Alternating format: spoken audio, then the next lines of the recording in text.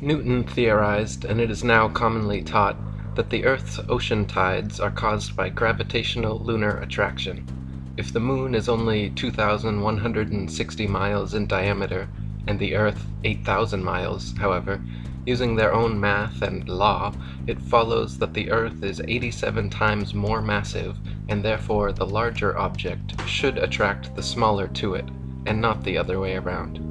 If the Earth's greater gravity is what keeps the Moon in orbit, it is impossible for the Moon's lesser gravity to supersede the Earth's gravity at Earth's sea level, where its gravitational attraction would even further out-trump the Moon's. Not to mention, the velocity and path of the Moon are uniform, and should therefore exert a uniform influence on the Earth's tides, when in actuality, the Earth's tides vary greatly. Furthermore, if ocean tides are caused by the Moon's gravitation, how is it that lakes, ponds, and other smaller bodies of standing water remain outside the Moon's grasp, while the gigantic oceans are so affected? Thomas Winship wrote, "If the Moon lifted up the water, it is evident that near the land the water would be drawn away and low instead of high tide caused. Again, the velocity and path of the Moon are uniform, and it follows that if she exerted any influence on the Earth, that influence could only be a uniform influence. But the tides are not uniform. At Port Natal the rise and fall is about 6 feet, while at Beira, about 600 miles up the coast, the rise and fall is 26 feet. This effectually settles the matter that the Moon has no influence on the tides. Tides are caused by the gentle and gradual rise and fall of the Earth on the bosom of the mighty deep. In inland lakes there are no tides, which also proves that the Moon cannot attract either the Earth or water to cause tides. But the fact that the basin of the lake is on the Earth, which rests on the waters of the deep, shows that no tides are possible, as the waters of the lakes together with the Earth rise and fall, and thus the tides at the coast are caused, while there are no tides on waters unconnected with the sea." David Wardlaw Scott wrote, "Even Sir Isaac Newton himself confessed that the explanation of the Moon's action on the tides was the least satisfactory part of his theory of gravitation. This theory asserts that the larger object attracts the smaller, and the mass of the Moon being reckoned as only 1/8 of that of the Earth, it follows that, if by the presumed force of gravitation the Earth revolves round the Sun, much more for the same reason should the Moon do so likewise, instead of which that willful orb still continues to go round our world. Tides vary greatly in height, owing chiefly to the different configurations of the adjoining lands. At Chepstow it rises to 60 feet, at Portishead to 50, while at Dublin Bay it is but 12, and at Wexford only 5 feet.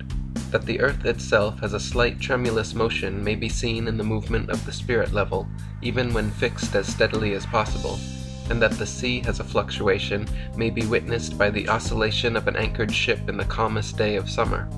By what means the tides are so regularly affected is at present only conjectured. Possibly it may be by atmospheric pressure on the waters of the great deep, and perhaps even the Moon itself, as suggested by the late Dr. Robotham, may influence the atmosphere, increasing or diminishing its barometric pressure, and indirectly the rise and fall of Earth in the waters." Dr. Samuel Robotham wrote, "It is affirmed that the intensity of attraction increases with proximity and vice versa. How then, when the waters are drawn up by the Moon from their bed and away from the Earth's attraction, which at that greater distance from the center is considerably diminished, while that of the Moon is proportionally increased, is it possible that all the waters acted on should be prevented leaving the Earth and flying away to the Moon? If the Moon has power of attraction sufficient to lift the waters of the Earth at all, even a single inch from their deepest receptacles, where the Earth's attraction is much the greater, there is nothing in the theory of attraction of gravitation to prevent her taking to herself all the waters which come within her influence. Let the smaller body once overcome the power of the larger, and the power of the smaller becomes greater than when it first operated, because the matter acted on is now nearer to it. Proximity is greater, and therefore power is greater. How then can the waters of the ocean immediately underneath the Moon flow towards the shores and so cause a flood tide? Water flows, it is said, through the law of gravity or attraction of the Earth's center, It is possible, then, for the moon, having once overcome the power of the earth, to let go her hold upon the waters, through the influence of a power which she has conquered, and which therefore is less than her own?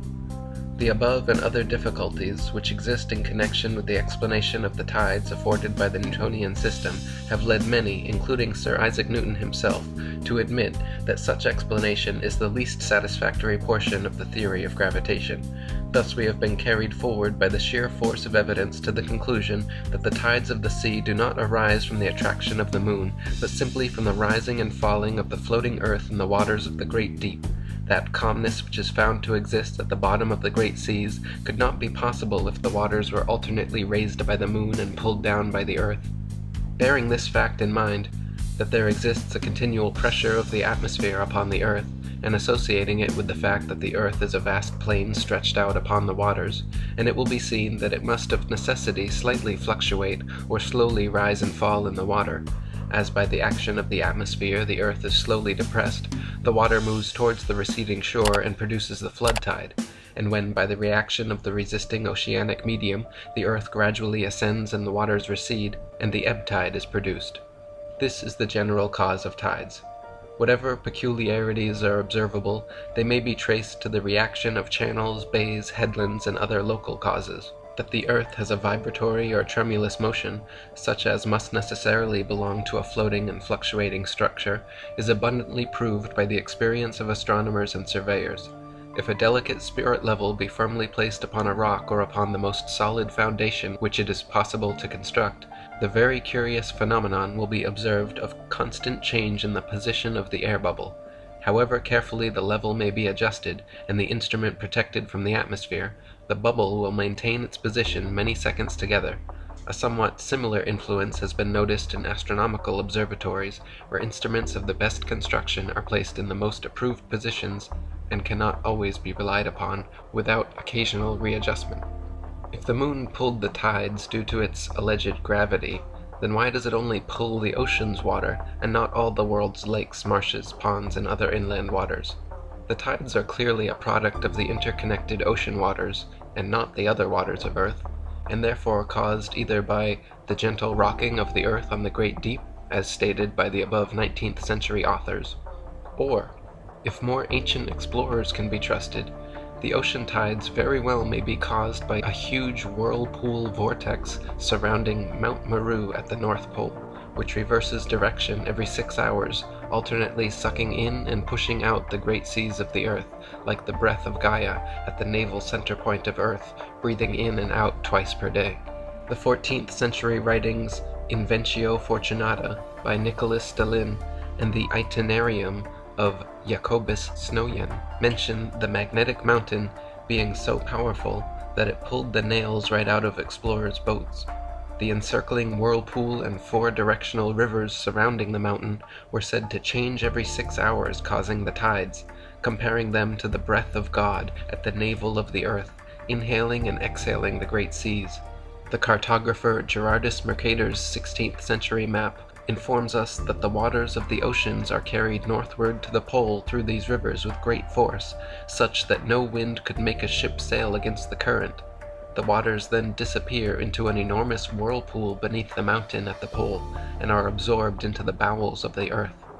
On Gerardus Mercator's map he wrote, "A monstrous gulf in the sea towards which from all sides the billows of the sea coming from remote parts converge and run together as though brought there by a conduit. Pouring into these mysterious abysses of nature, they are as though devoured thereby, and should it happen that a vessel pass there, it is seized and drawn away with such powerful violence of the waves that this hungry force immediately swallows it up, never to appear again." Fridtjof Nansen has found mentions of a great northern whirlpool in Norse legends of the world's well, Velgamur, which causes the tides by pushing and pulling waters through its subterranean channels.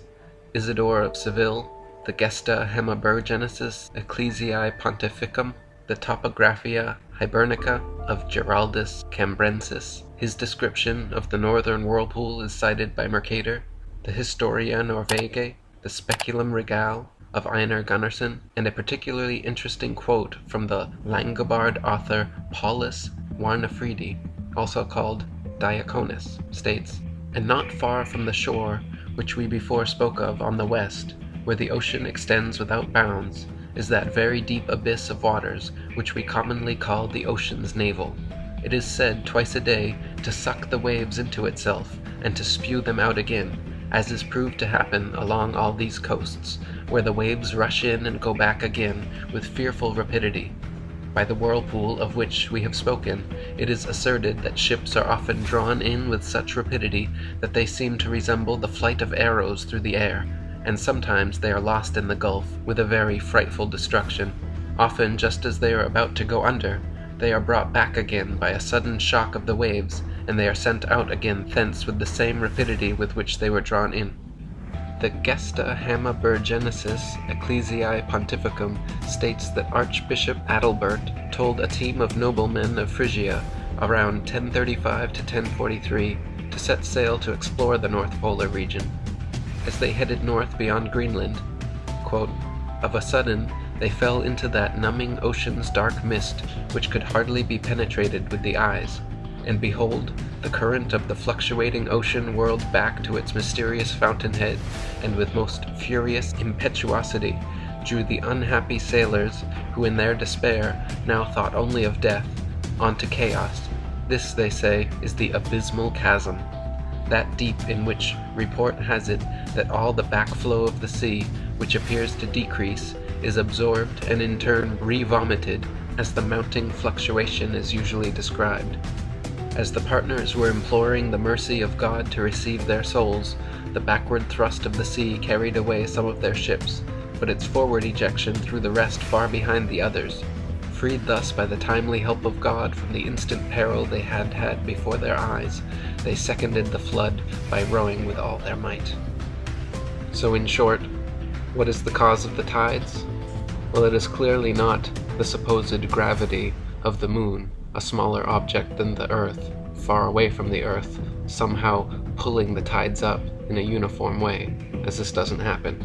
Alternately, it could be, as Samuel Rowbotham proposed, that it is simply the gentle fluctuation of the Earth on the waters of the great deep causing the tides. However, this explanation alone fails to provide an answer for the regularity of tides coming in every 6 hours and going out alternately every 6 hours, to which these ancient explorers offer a possible explanation, and this also, curiously, could be why the flight and sailing restrictions at the North Pole, why people like Rodney Clough were turned away when their vessel tried to explore the North Pole.